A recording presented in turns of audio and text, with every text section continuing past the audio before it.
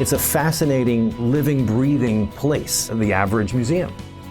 Society grows and continues to be vital in people's communities because the stories get told, and that's where it happens now in museums.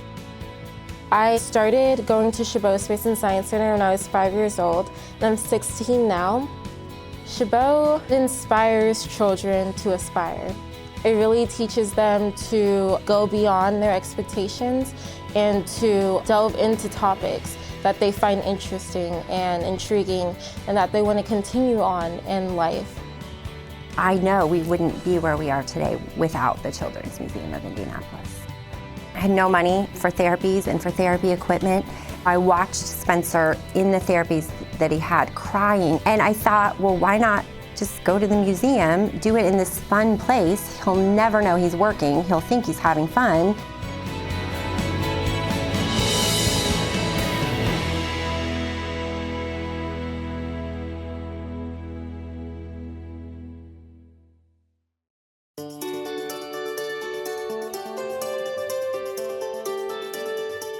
Educational resources, economic engines, social service providers, protectors of cultural memory, and builders of communities everywhere. Yes, museums do that. I, like everyone else in the world, thought of museums as more of a staid place. You know, people take it for granted that there are these beautiful, iconic buildings in town and that we have permanent exhibits we go and see. And little did I know, as I started scratching the surface, how vitally human these buildings are and how many people are involved in the organic operation of the place and the forward thinking of the exhibitions that are being made. Doctors told Erica Hahn that her son Spencer would likely never walk or talk due to a neonatal stroke he suffered in utero. But Spencer beat those odds in the Playscape section at the Children's Museum of Indianapolis. There's a slide, and he kind of pulled himself up on the slide and looked over at me, and I looked at him, and he just got up, and there he came towards me. And I thought to myself, don't start crying, because I didn't want him to think that it was a bad thing that he had just taken those steps. He chose to do that there. I truly believe that, because that was the place where he was most comfortable. Walking, talking, crawling, all of those things he did for the very first time at the Children's Museum. On the West Coast, an aspiring reconstructive surgeon is active in the Chabot Space and Science Center's STEM program, environmental team, astronomy team, and even a peer-to-peer program.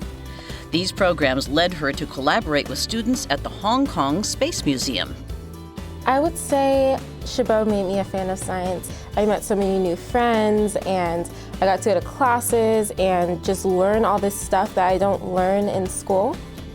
The Children's Museum of Indianapolis has meant everything to me and to Spencer. They have been with us every step of the way, developmentally, emotionally. Again, it's like an extended family that we always have access to. I teach demonstrations to children coming in and out week after week, and they're like, Mommy, I love this. Like, can I come back next week? And you can see people's interest really picking up and starting up, and that happened to me.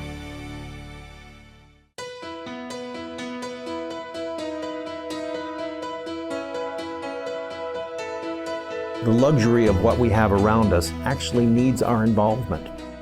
I'm involved in a show about museums. I go to museums all the time. This is one of the first times in my life that I've actually stopped myself and said, oh, I have to speak up. I have to advocate for that which I am benefiting from, both professionally and personally. Help the American Alliance of Museums convey the value museums bring to communities everywhere in one clear, united voice. Together, we are stronger. Yes, we can do that.